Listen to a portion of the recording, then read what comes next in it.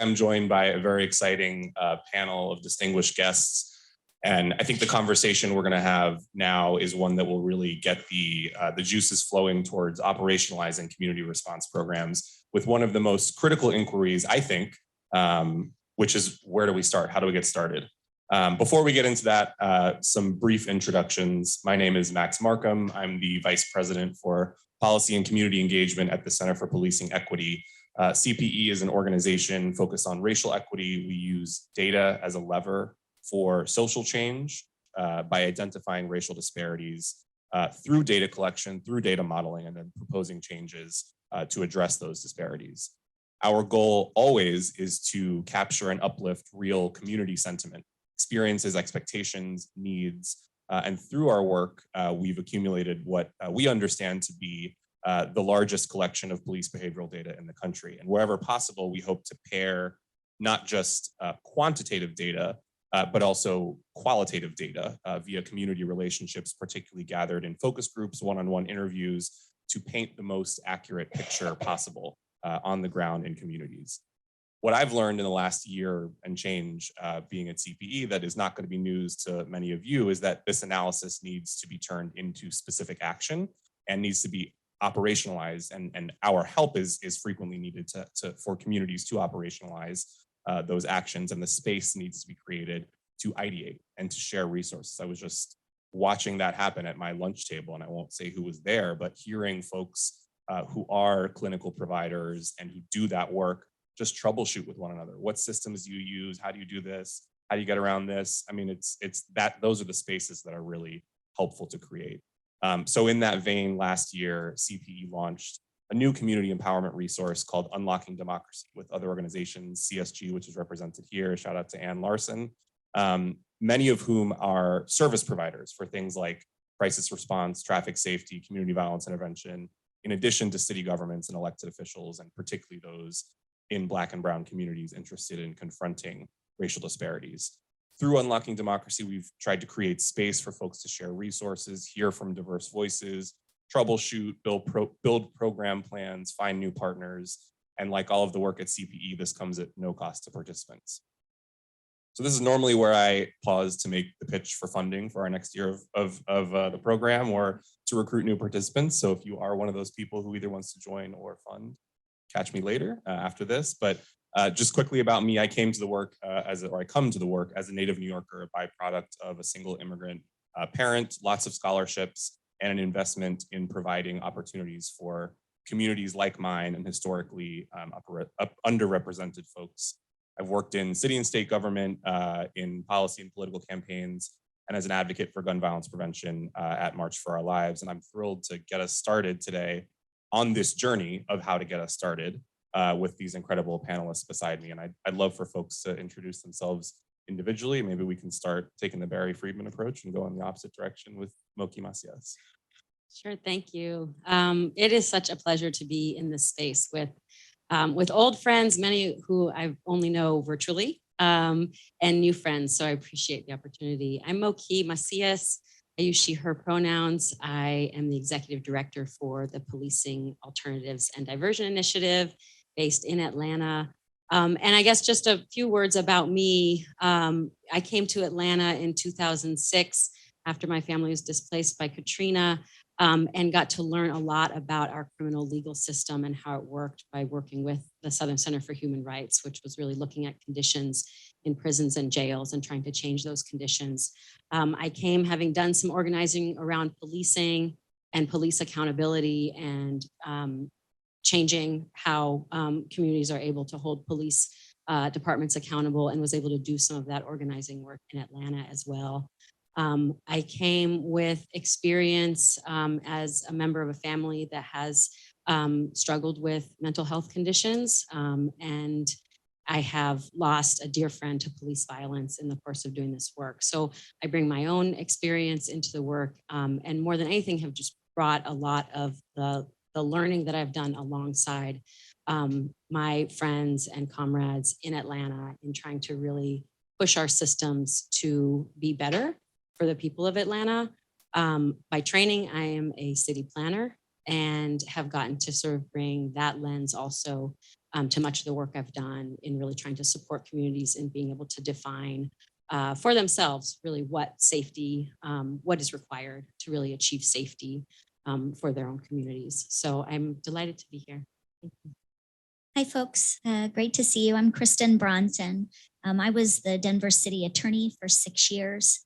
I also was a founding board member of Caring for Denver Foundation, which is a voter-approved, dedicated sales tax stream to be used for mental and behavioral health within the city and county of Denver. And it is the foundation that has been a large supporter of our alternative response programs, the STAR program in Denver from the outset. I am now the executive director of the Colorado Lawyers Committee, which is a nonprofit that creates opportunities for youth and underserved communities in our state.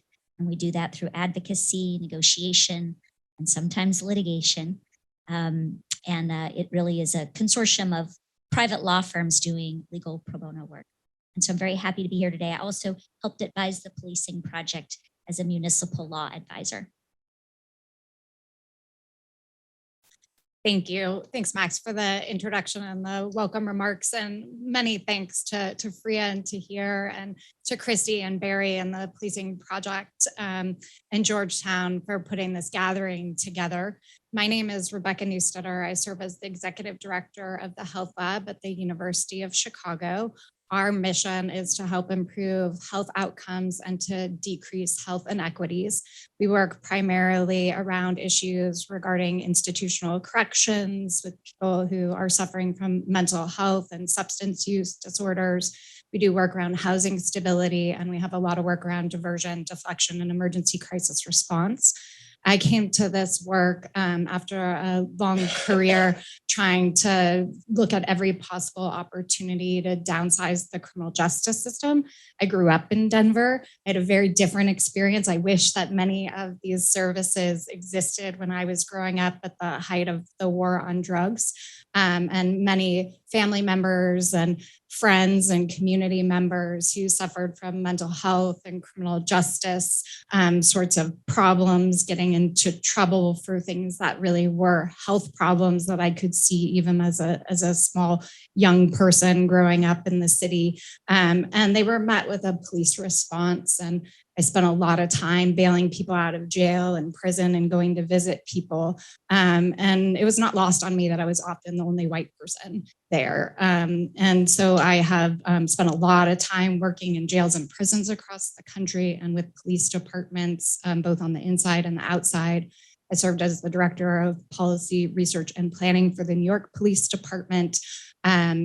And much of the work that I was doing really was focused on wanting to sort of understand the root causes and health being really at the centerpiece of that. So I'm really happy to be here. I was thinking about it this morning, and 4 years ago today, just about, I helped facilitate the first convening of 911 professionals, law enforcement executives, researchers, and people in the federal government.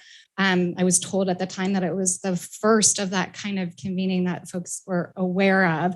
And many people in this room were there or had colleagues there. I see Kate Elkins, and her boss, or her former boss, of course, was a part of that conversation. Lori Flaherty, partners from Seattle, from Tucson, who I know are here today, Cornelia from BJA, Mo McGough from NIJ. We were not in a full room, not in a room that was nearly as big as this. We had a hard time getting people to pay attention and to be interested. Candidly, Arnold Ventures and Microsoft were the only funders that we could get to even listen to us, and it took years to get them to fund the work that we did, which ultimately led to, I think, one of the first of its kind of research that established the landscape of 911 calls that result in arrest and a really big set of questions regarding inter-rater reliability. So how common is it that two call takers will code calls in the same way?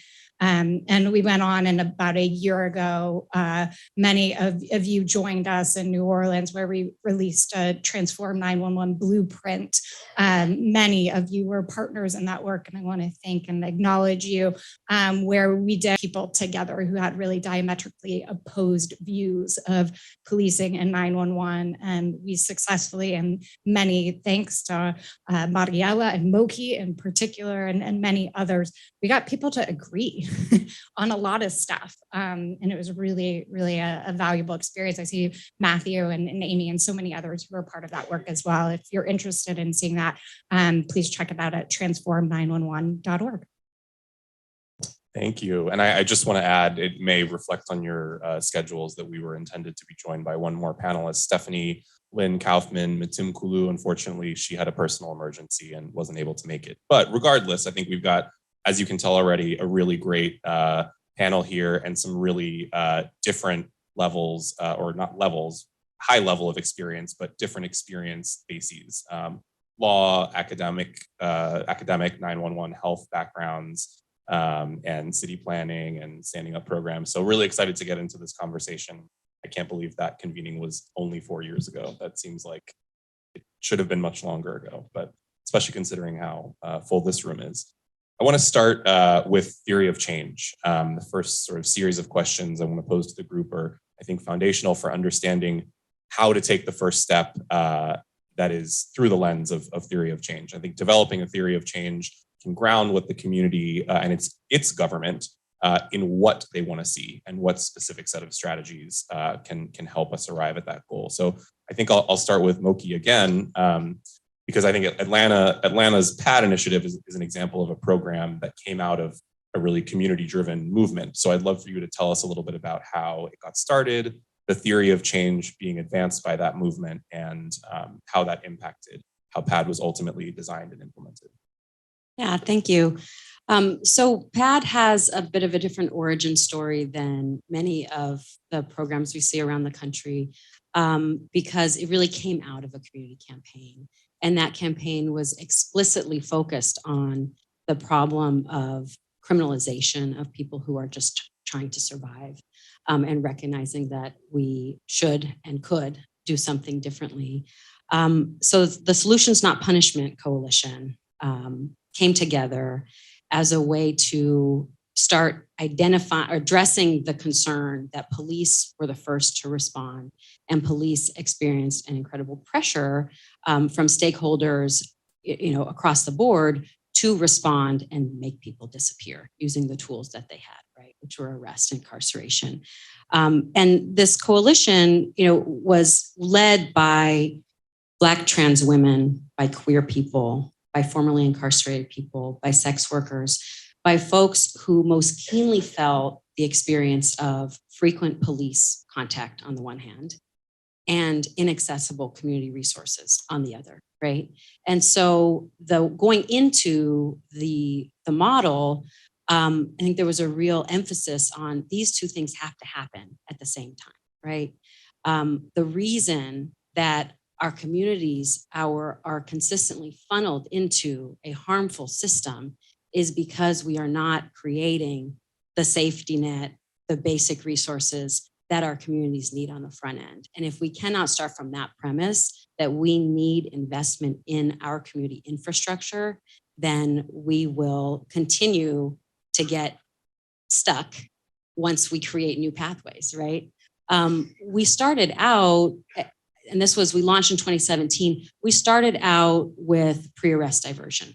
We didn't start out offering community response. And, I think for the folks in this room who've been doing this work for a while, you will understand when I say that 5 years ago even, right, it was a radical proposition that the cops are going to show up and they're going to call you and then they're just going to leave, right? And so the fact that over the last few years, we have been able to come to a place where not only is that seen as, perfectly acceptable, but it is also now seen as more common sense, including by many of our police departments, right? that in fact the police shouldn't be called out at all. So, but I think what I want to acknowledge in terms of the work that's happening still in Atlanta and where we came from was that this intervention, this model came out of community organizing. It came out of folks saying, this is not going to work and we need something different. And the only reason I think we are sitting here today is because people continue to push that, right? We know that the mobilizing that happened in 2020, we know that the Black Lives Matter movement in particular put us all on a very different path of what was imagined as possible and also required, right, by our systems from communities that have been most harmed by the failure of our current responses. So I think for us, in terms of our theory of change, I'd like to read it if I could, just to kind of let you know where we landed as we've developed a community response, which I'll talk about in a bit, that is non-police and is not driven by police.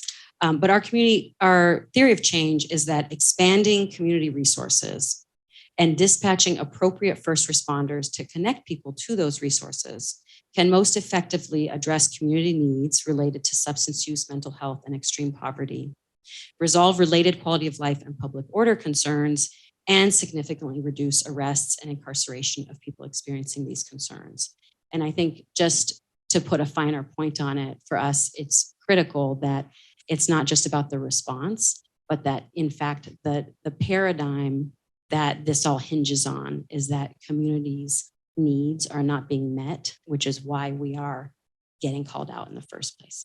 I want to just follow up quickly on something you said, because you brought up 2020 and sort of being reactive and responsive in that moment. And I wonder if your theory of change is something that, and question for you, if the theory of change is something that when it was envisioned by the community, when you were building out this program initially, if that stayed consistent through 2020. And I ask that only because I think a lot of organizations were maybe not surprised by sort of the response, the demands that were coming out of community members and communities. Communities weren't surprised because a lot of them had been saying this for a long time. But I just wonder how the sort of theory of change evolved or shifted in and around 2020, if at all. And it's fine if it didn't. Yeah, so from the moment we started receiving requests from law enforcement to come out and meet them at the scene and offer consent-based services, we had community members who had fought for it, right? Who had advocated for it. We had community members saying, we want to be able to call you directly, right? In 2017, 2018, that was politically a lot more difficult to do, right? In 2020, we were already positioned to respond to those calls because we already were, right, through police. It absolutely changed the conversation about whether or not it was acceptable for us to do that, right? So we were sort of waiting for the moment to say, yes, we can do that, right? And really the door was opened by community members saying that that was what was needed. And that was not you, right? That need, as you speak to, that need did not emerge in 2020, but the sort of force behind it was able to propel it forward. So I think that question of, can community members need to be able to access a non-police response? And frankly, they need to be able to access it by not going through the police department, whether that is, 911 or something else. It was not lost on us. It was very clear throughout our development. We just were able to do it once 2020 happened. Yeah, thank you. And by the way, to the panel, I should have said this before we started, but feel free to jump in. The questions are specific to folks, but I think wide range of expertise here on this panel. I want to change gears a little bit and talk about everyone's favorite topic. I'm coming to you, Kristen. That's city liability and risk management, right? So you're the city attorney of Denver, just under 1 million people, right? And it's your job to help protect the city from liability and unnecessary risk. Easy. How did you make the case that Denver's STAR program, now thought of in many respects as the gold standard for alternative response systems, how did you make the case that this was in the best interest of the city? And how did you make the case that this would not put an already at-risk population further at risk? Sure.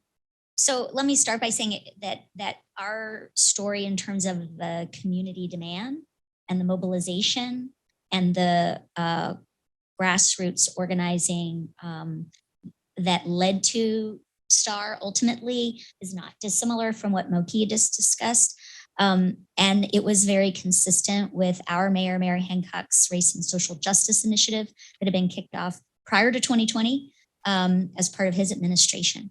But I just want to you're asking me really as city attorney, looking at it from a risk liability standpoint. So understanding in that context, there are a lot of reasons why STAR happened. But from a city attorney position in Denver, we're self-insured.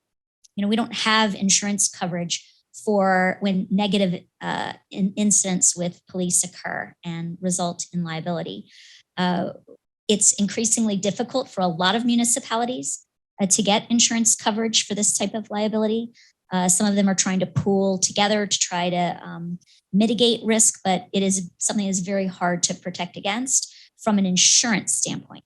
Right? We need to really be looking at how can we mitigate the behaviors that are leading to that risk. Because at least from Denver's perspective, we were seeing very, very large settlements and very, very large jury verdicts. State law in Colorado, one thing that did change with respect to 2020 was increased activity of our legislature following a lot of the national dialogue around race and social justice.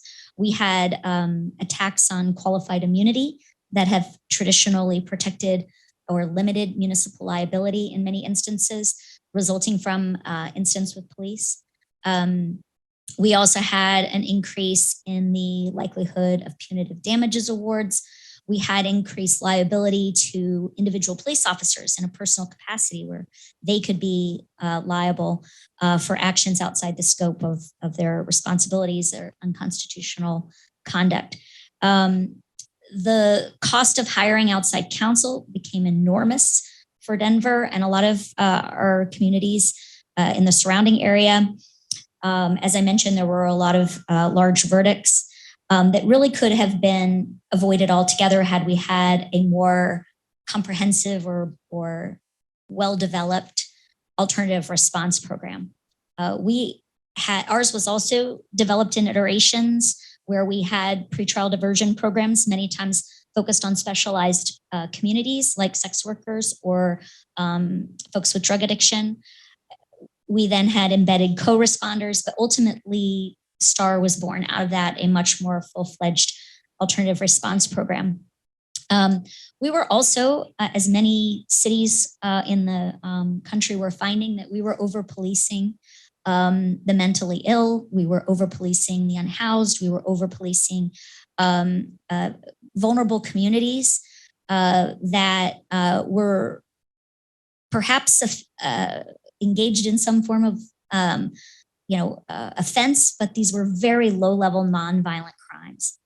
And our jails were full of people with those types of offenses. And that was leading to some really dangerous and risky and ultimately at times deadly situations, both not only on the streets, but in the jails, which could have been avoided. From a liability risk perspective, we really needed a new strategy. Simultaneously, we were seeing in Denver a surge in violent crime. Violent crime rates were up across the board. And our officers didn't have time or resources to be everywhere for everyone. And so the concept of refocusing their efforts on what they really should be doing and trying to minimize the types of calls that they were getting that could be handled by someone else made a lot of sense from a liability perspective. Eliminating an armed police officer from the equation where appropriate really allowed our officers to focus on more serious crimes. And there was definitely, I think the earlier panel mentioned this, some reticence on the part of officers for this. The unions were worried we were going to civilianize a lot of the force and have non-classified officers to a point where they were going to lose their dues, they were going to lose their revenue. About this last night, right? Yeah. There's a lot of that. But we also saw, even our police chief, who is was at that time our police chief then, one of the most progressive in the country, was also worried about officers losing opportunity to develop those community-based relationships with neighborhoods. But with STAR, our goals, I think our goals really were to reduce the number of calls that required a police response, to thus reduce the liability associated with those interactions, to reduce the number of low-level nonviolent offenders that were in our what were already crowded jails, to increase DPD's case closure rates, which did increase for the more major crimes following this effort, and hopefully reduce violent crime ultimately. And then, of course, to serve our community better, because we were not policing our community in a way that either the community or the city felt was acceptable at that time. I want to come back to that point around conversations with police unions and police officers and agencies in general, because I think it's really salient. But I want to come back to Rebecca first. Kristen gave us the step-by-step guide to quash the risk factor in the city of Denver. So I hope folks were taking notes. But now I want to talk about evaluation metrics for alternative response programs. So how does a city's theory of change relate to evaluation, and how does a city determine what to evaluate ultimately? That's a great question. And we're talking about values in our breakout session. My value is that research should never happen for the sake of research, right? And I would just like to see a show of hands. Who knows what a theory of change is or has one in place? A few, but I think it's safe to say not everyone. Is that safe to say? Yeah. Okay. And so it's really important from my perspective for accountability and an understanding and taking stock of your work that you're working with researchers. But what's most important is that you're working with researchers who are willing to understand and speak your language, right? And what are the practical implications that are happening in your own community? And so, just at a high level, and thank you, Mookie, for sharing your theory of change. We should all take a masterclass. I should.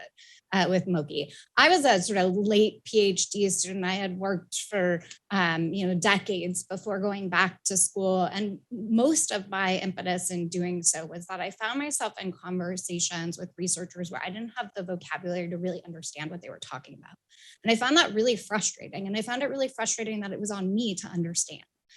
So much of my work, and I really, really value a lot of the researchers in this room, Amy Watson being one, who does the work in order to make sure that they're talking the language of the community and not the language of the PhD professor that they studied under.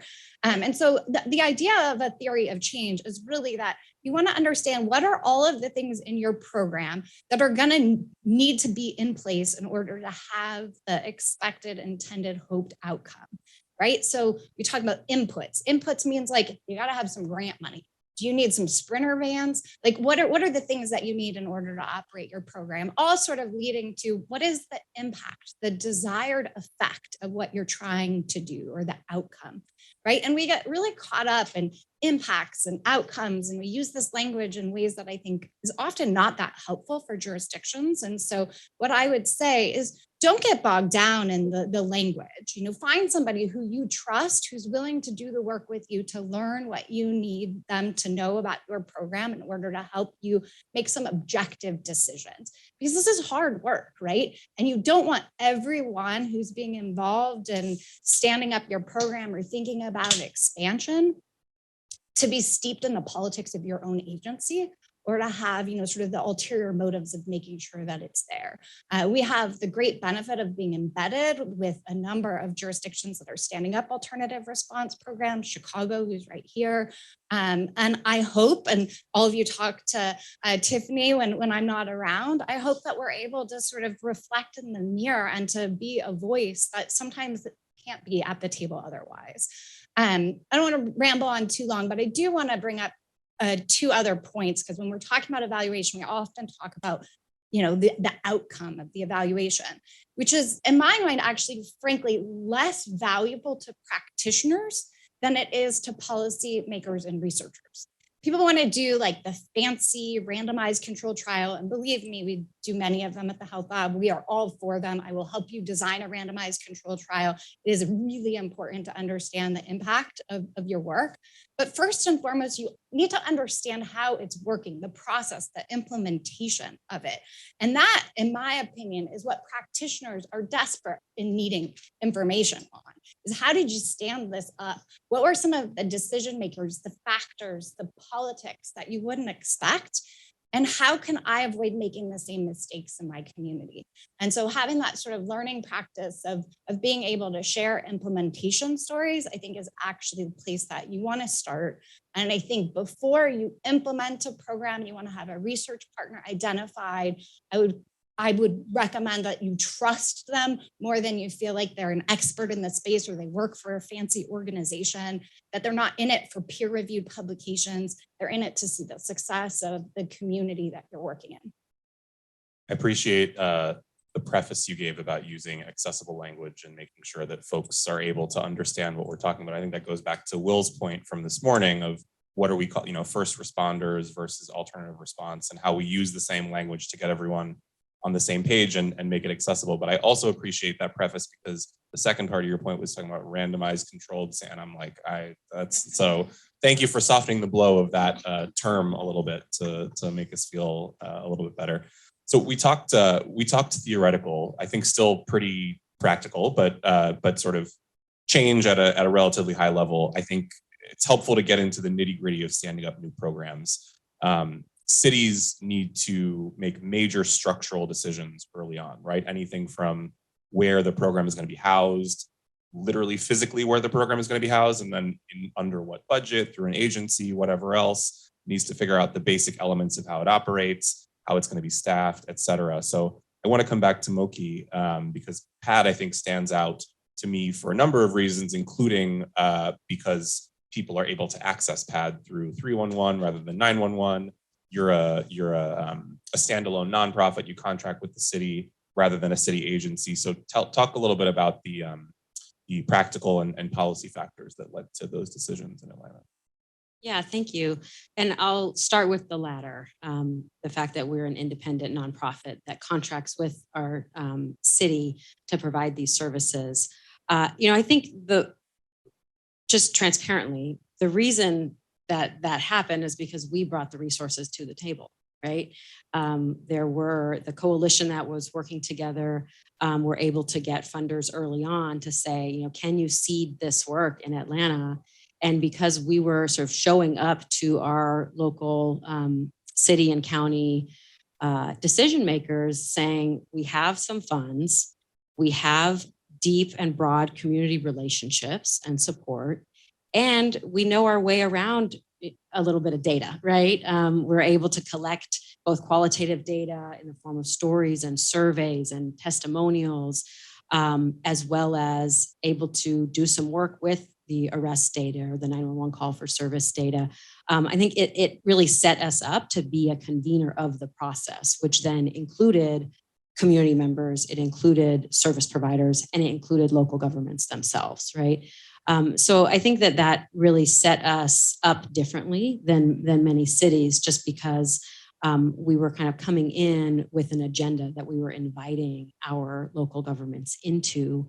And it set up a different kind of accountability, right? Because what we have found over the course of our work in this space has been that it's been very important for us to stay aligned with those community organizations and advocates that founded us, right? And so we have taken a more holistic approach than I think our local governments would actually like us to take, because we've had to stay very grounded with, the lens of we are here to reduce arrest and incarceration of people who are experiencing these concerns. And that means that we care about what happens in our local jails. We care about what our police department is doing or not doing. We care about these other policy decisions that are kind of coming down the line. And it's put us in an interesting position. We've been able to sort of rely on the practical everyday work that we do to give us credibility in these spaces as a stakeholder in our broader policy conversations in the city. I will say, I think that has, we're here talking about scaling and sustainability. it is a very tenuous position to be in as an independent organization. I've had some good conversations with folks here already that there's pros and cons, right? There's certainly the ability to sort of rely on other resources and other support to continue to be relevant in the work. But I think there is a real risk in our local government saying, well, actually, we don't necessarily share the broader vision of broader reform, right? And maybe we do just want a practitioner who will show up for the calls we tell them to show up for and leave it at that, right? So I think that is, it's a live question about whether this is ultimately a sustainable way to do this work. But I do know that in the years we have been doing it, we have been able to shift the conversation around our systems, how our systems operate, the kind of resources we need, and what happens to people when they are engaged by a team like ours versus engaged by the police. If we went away tomorrow, we will have changed a lot of the bigger picture conversations in a way I don't think we would have been able to if we'd been a city department. Can I talk about 311? Okay. Please. And feel free to just cut me off. So in terms of think about doing that. So just in terms of 311, I think that also very much came out of being connected to our community in these ways, because we were very, very clear from the jump when we started building out the ability for community members to reach out to us directly.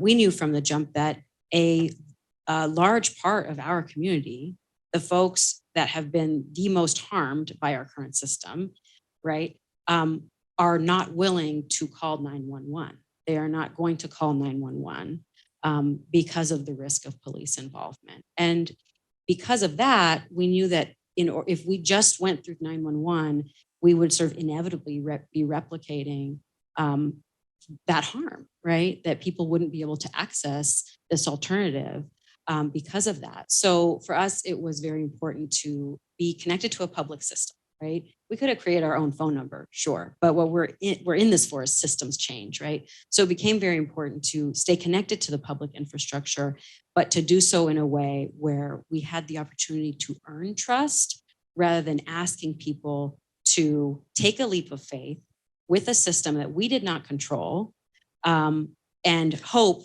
that they got PAD instead of police, right? And so we ended up with 311.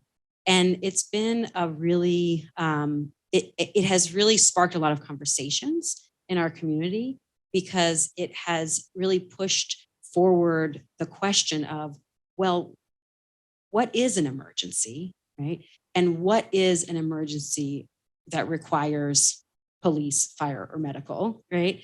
Versus what is something that you might not be able to handle on your own, but you need a little additional support, right? And that's really part of the education that we do with community members when they call 311. We give every person who calls 311 and leaves their information a follow-up call once our team has gone out. And China, my coworker who leads this team, can tell you the stories of all of the times where our referral coordinators have had these conversations with community members that really get into what are the resources that we have available and what don't we have available in our community, and what do you do when you see a neighbor in distress? Are there things that you can do as a neighbor to that person?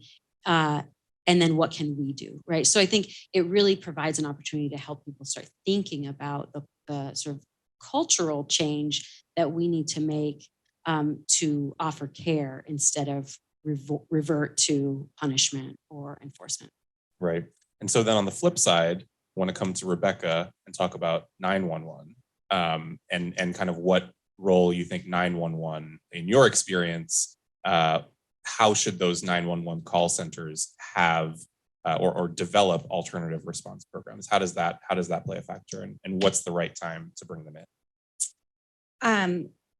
The right time was they were already brought in. But let me just go back for a second, because I think we're making a huge assumption and a leap in this conversation that I think is important for us to interrogate. And I don't think we all believe this, but we're talking about response as though in-person response is what's always needed and what's wanted and what will effectively solve the problem. And I would argue that there are a lot of 911 calls, 311 calls, and you name the 3 or 7 digit number that follows, that would benefit tremendously from response over the phone. And if anything, a secondary response, what we call second response at the health lab, where we're not sort of rushing out with lights and sirens, assuming that we're capable of even solving that emergency, but recognizing that emergencies don't always need to be handled by an ambulance or a police car. There's some amazing work out of the District of Columbia that was supported by Arnold Ventures that put nurses in the 911 center and got a Medicaid waiver in order to send people to ambulatory urgent care centers who were proven to have a medical issue condition that needed to be treated and seen, but didn't need necessarily to be presenting at the emergency department and certainly not in the jail.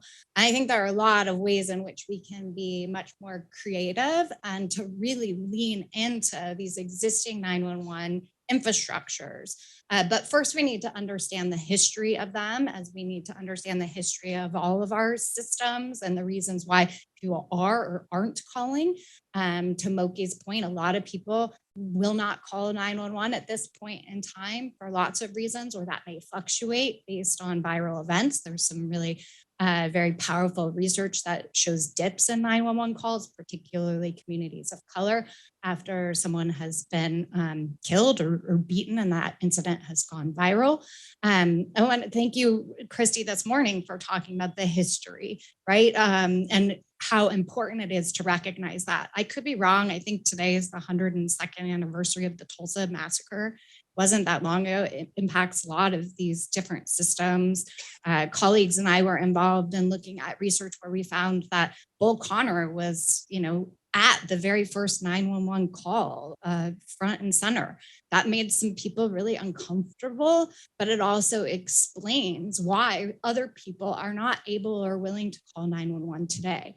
There are also lots of reasons why our great idea for an alternative response model might not be so great when we actually talk to the practitioners and the system stakeholders, and maybe they've tried something exactly like that before and they have some insights to share.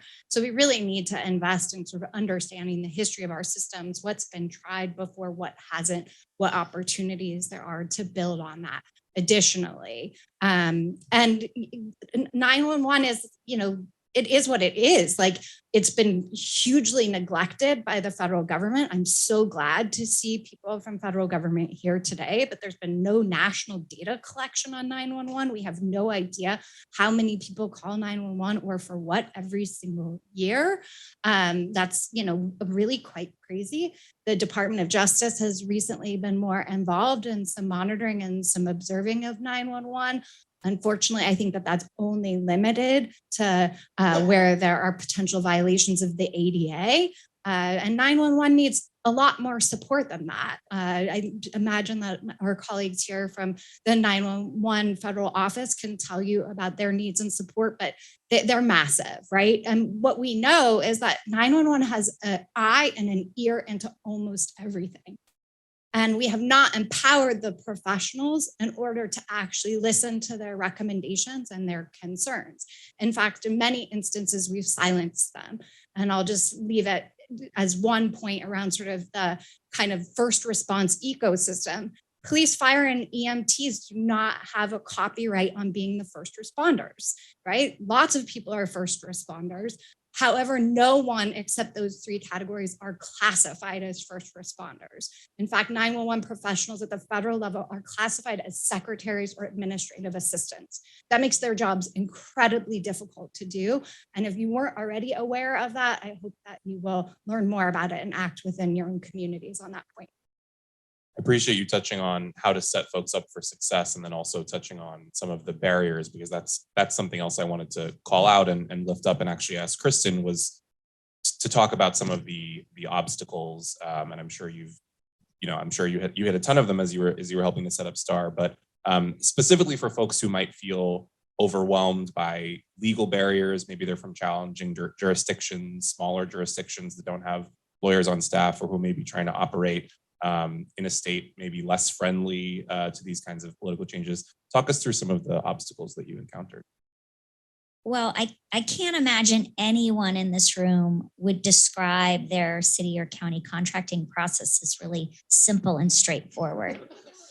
So I'm going to get into some real practical barriers here. And it really, for my recommendation is at the outset to really get your city or county attorney to buy into your theory of change. That's just essential.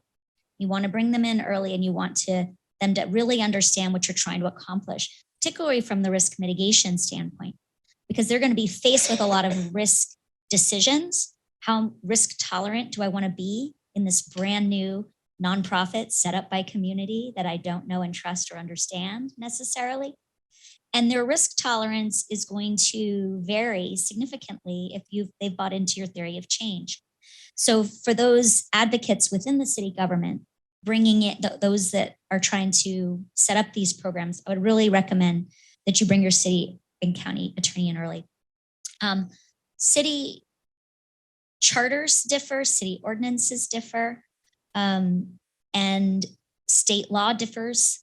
So I can't say what the barriers in one jurisdiction are going to be different, are certainly going to be different, but you're not going to necessarily be able to compare. But some city charters actually specify what legal duties police officers have. And a good example of that is traffic enforcement. And depending on the scope of your alternative response models, if you wanted to include traffic enforcement, for example, you may have a charter problem with that. Your charter or ordinances may, however, allow law enforcement or safety agencies to delegate certain duties, and they may restrict that delegation in other instances. So those can be barriers, and those barriers may even require an ordinance or a charter change. So looking at these issues really early on are super important. You want to think about early on whether or not the municipality should develop an alternative response model within government structures, or as Moki described, outside of government structures. And that can be true from the dispatch side, but also from the response side.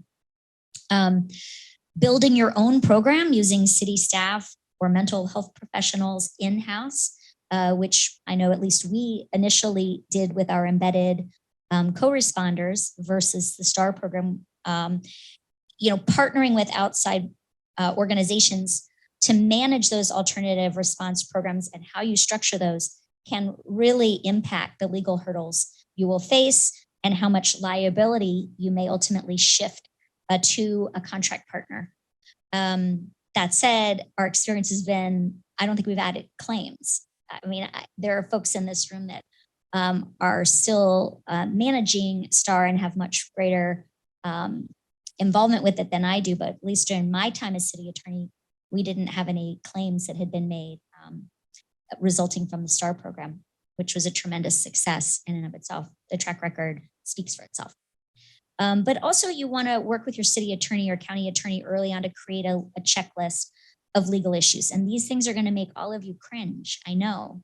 No one's going to want to talk to me at the reception tonight, which is, I doubt that. Was going to be sad. I'm going to be sad. I see people taking notes. I think that's going to be a follow-up question. But these are real practical barriers. And as I say, many of them are just risk tolerance questions. And if your city attorney and county attorney, your mayor are bought into your theory of change, you can overcome these.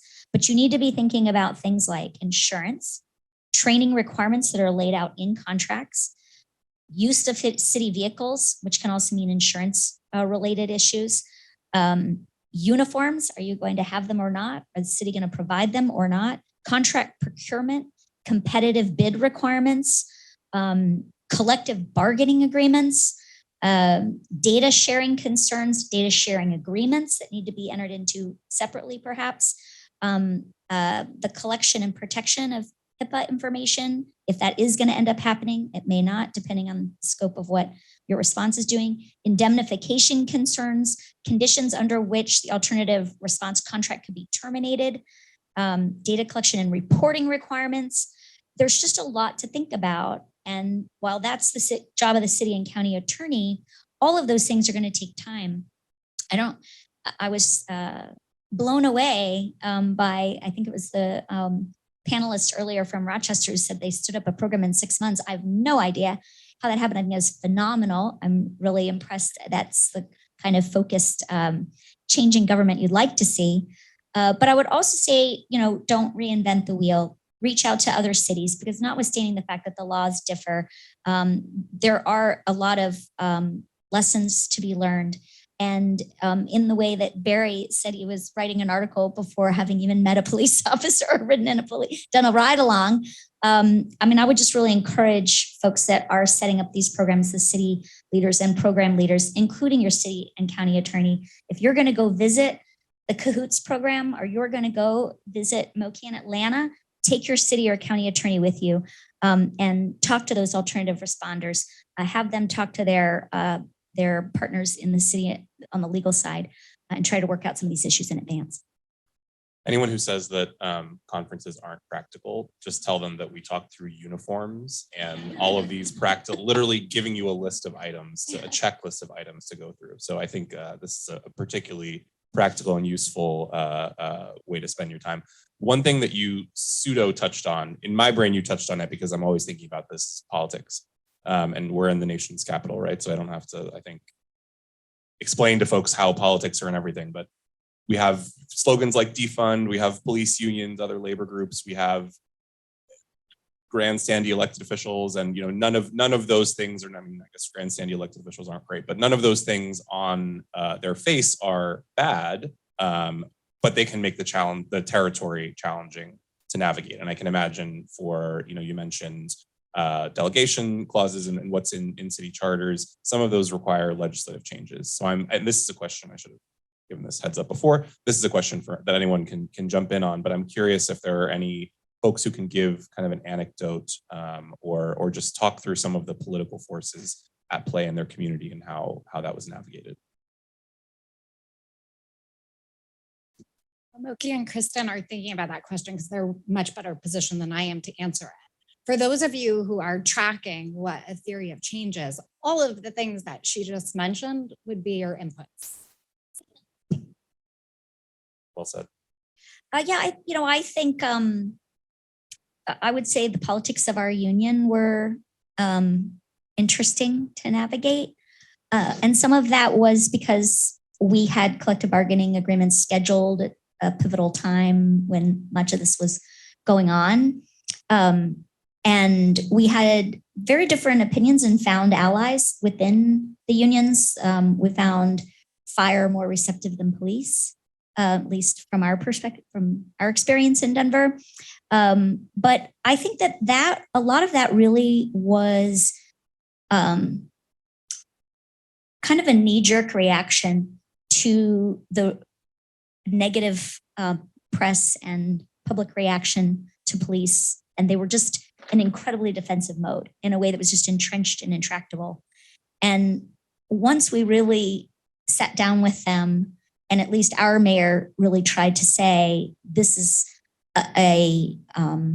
this is going to be a program that helps all succeed and helps restore public trust. And we were able to break through that, but it really took a lot of one-on-one hand-holding and a lot of, I think, reassurance, and also a lot of, I'm sure the political side of this too was saying this isn't about slashing budgets, because that's what they were worried about. When they heard we're going to engage with alternative first response, all they heard was you're going to slash our budgets. You're going to take our FTEs. We're going to lose our dues, but we're also going to lose pay. We're going to lose the force. And so I think for us, it was sitting down and really trying to get beyond the politics and try to find, where do we have commonalities here? We have a shared goal.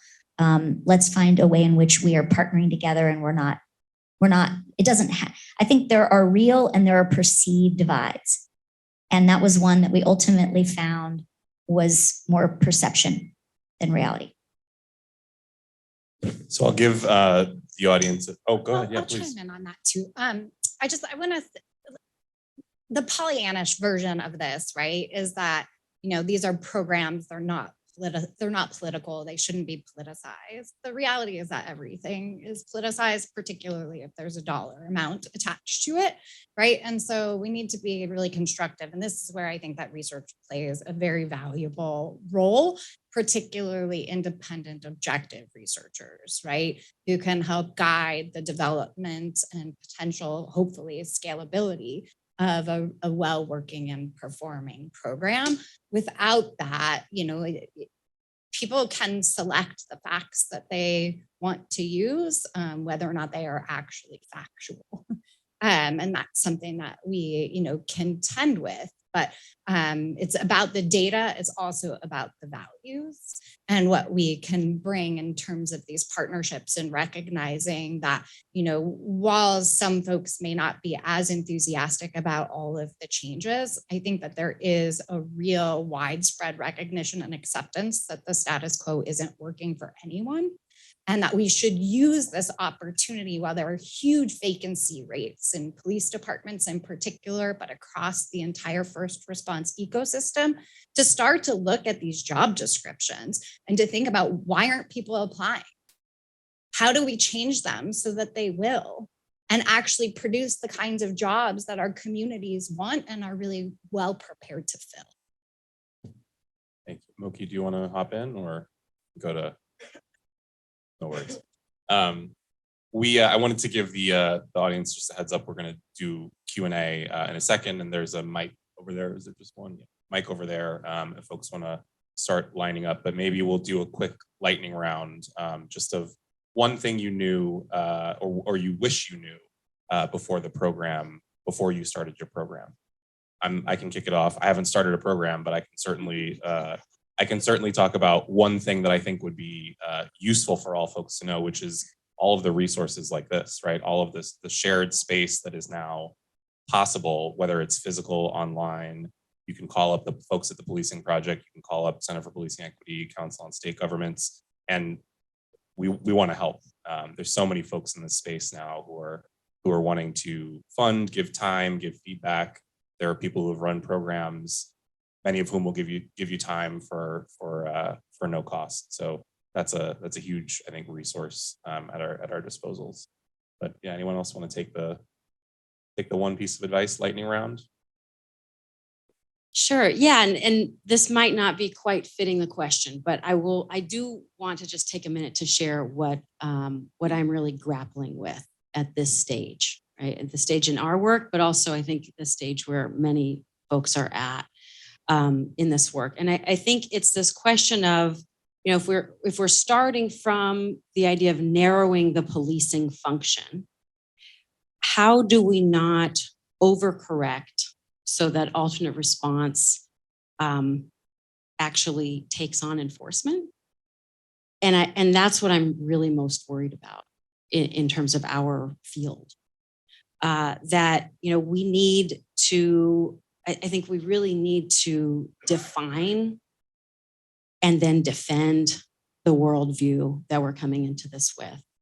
And I get very nervous when the umbrella of alternate response is, we talk about disaggregating the policing function, but let us not aggregate community response to policing, right? And that's kind of what I was ruminating on with your previous question. I think we toe such a difficult line with, trying to ensure that we have the buy-in where we need it from police and from our elected leadership that is so dependent on police support. And I just really worry that we do that to the expense of kind of undermining the broader goal and the support of the folks that fought for this work, right? So, I think that's something that we really need to get a lot clearer on as a field, is to say, how are we defining our role, and how are we making sure that we don't just start kind of thinking about our work as mitigating the police function, but that we are truly offering an alternative to the policing function, and being really, really clear about that, right? That community response is not enforcement. right? We are operating in a different paradigm. That is the promise of community response, right? That we are saying we can respond with care and not enforcement.